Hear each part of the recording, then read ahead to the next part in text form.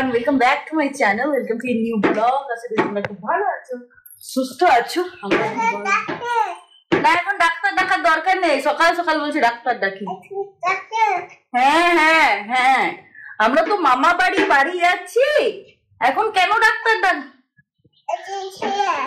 হ্যাঁ হ্যাঁ, এসেছে তো, সবাই এসেছে। হ্যাঁ হ্যাঁ হ্যাঁ, চলো গাড়িতে চেপে যাবো। তো চলো আমরা এখন যাচ্ছি বাপের বাড়ি আর শ্বশুর বাড়ি। হ্যাঁ হ্যাঁ, তো আমার জায়ের মেয়ের অন্নপ্রাশন আছে, মানে আমার মাসি শাশুড়ির ছেলে বউয়ের মেয়ে হয়েছে। তো অন্নপ্রাশনে আমাদেরকে নিমন্ত্রণ করেছি, আমরা যাবো ওই বাঁকুড়া। তো ওই জন্য আমরা এখন যাচ্ছি বাপের বাড়ি শ্বশুর বাড়ি। তো ওই দিক থেকে আমরা বেরোবো। একটু ঢোল হয়ে যাচ্ছে সকাল সকাল, খুব মজা আনন্দ। পরীক্ষা এখন আরম্ভ হয়নি, তো হবে। তো তার আগে একটু ঘুরে চলে আসি। চলো। হ্যাঁ হ্যাঁ, দেখিয়েছি।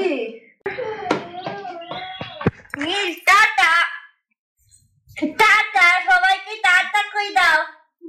এই যে আমরা নেমে গেছি, আর প্রচুর লাগেজ প্যাক করছি। এখন খেলা আরম্ভ করে দিয়েছি, দেখবি সাবধানে। আর আমার হাতে আছে খাবার, রাস্তায় খাবার জন্য।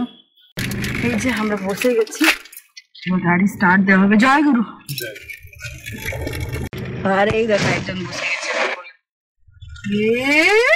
কোথায় যাচ্ছ? এসি চালিয়েছে বাবা, এসি চালিয়েছে। এই যে আছে, মানে ওয়েদারটা এরকম আছে। আজকের ওয়েদারটা একটু মানে মেঘলা মেঘলা আছে, জানি না বেলা পর্যন্ত কি হবে। আশা করছি বেলা পর্যন্ত রোদ দিয়েই দেয়। এখন আমরা দাঁড়িয়েছি প্রত্যেকবারের মতো। রানা এখন তেল ভরাচ্ছে। কি দেখবে? হ্যাঁ, মামা বাড়ি যাচ্ছ? গুনগুন কেমন লাগছে? আচ্ছা, এই যে এখন গাড়ি তেল ভরাচ্ছে, দাঁড়িয়ে আছি। প্রচন্ড এক্সস্ট আছে, প্রচন্ড গরম। যেখানে যেখানে গরম লাগছে একটু এসিটা চালিয়ে নিচ্ছি। এখন আমরা মাঝ রাস্তায় দাঁড়িয়েছি, আর এখন আমরা খাবার খেতে আরম্ভ করে নিয়েছি। রানা দেখো বাইরে দাঁড়িয়ে খাচ্ছে, আমরা গাড়ির ভিতরেই খাচ্ছি। তো প্রচন্ড খিদে পেয়ে গেছে, ওই জন্য এখন খাচ্ছি। আর নীল এখন বসে আছে, খেলা করছে। চলো তাদের খাবারটা খেয়ে নি, তারপর বেরিয়ে যেতে হবে, অনেকটাই লেট হয়ে গেছে। আমরা আমাদের এখনো 2 ঘন্টা যেতে বাকি আছে, মানে পুরো টায়ার্ড হয়ে গেছি।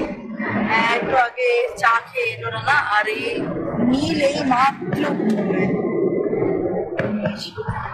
পুরো মানে রাস্তা একদম মানে নাজেহাল করে এখন বলো। আমরা আবার মাঝ রাস্তা দাঁড়িয়েছি, এখন বাজছে 12টা বাজতে চলো, 12টা বাজতে 10 মিনিট বাকি আছে। আসলে এবারে না আমাদের অনেক লেট হয়ে গেল, আসলে বেরোতেই লেট হয়ে গেল।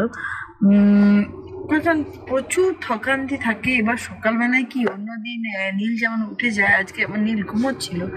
এবার তখন মনে হচ্ছিল আর না উঠে নিয়ে আসাই ভালো, যখন ঘুম ভাঙবে তখন ভালো।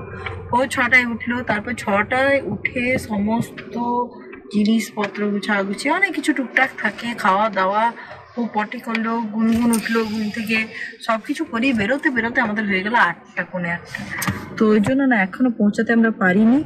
আর এখন রানা বলছি যে ভালো লাগছে না, অনেকটা গাড়ি ড্রাইভ করে এসছে। তো এখন ও চা খেতে নামলো, আমি বললাম আমি একটু চা খাবো, কারণ নীল ঘুমোচ্ছে। দেখি রাস্তায় যদি চা পাওয়া যায়। না, চা পাওয়া যাচ্ছে না, 12টা বেজে গেছে। এই যে আমরা আমাদের এরিয়ায় ঢুকে গেছি, এখনো ঘর পৌঁছাতে পারিনি, 1টা বাজে। তো আর কিছুক্ষণ আছে। তো এখন রানা আনতে গেল মিষ্টি, এখন আমরা বসে আছি ওয়েট করছি। আর এই দেখো একটা জিনিস দেখাই, এখানে মুগ ডাল নিলাম, একটা খাওয়া হয়ে গেল। আর এখানে বাদামের প্যাকেট নিলাম, এই দেখো বাদাম প্যাকেট নিলাম। একটা টোলের ওখানে একটা বয়স্ক করে লোক বিক্রি করছিল, তো খুব মায়া লেগে গেল, আর ছোটবেলার কথা মনে পড়ে গেল হঠাৎ করে। তো এইগুলো নিয়ে নিলাম। এই যে রানা মিষ্টি নিয়ে আসছে, বড় বড় প্যাকেটের 2 প্যাকেট শ্বশুর ঘর আর বাড়ির জন্য। হ্যাঁ, এখানে চলো। আর ব্লগটা বড় করছি না, এখনকার মতো এখানেই শেষ করছি। প্রচন্ড টায়ার্ড হয়ে গেছি, ঘর পর্যন্ত নিয়ে দিতে পারলাম না। চলো, কালকে তোমাদের সাথে দেখা হচ্ছে আবার নতুন একটা ব্লগ নিয়ে। So till then, take care, stay safe and be happy.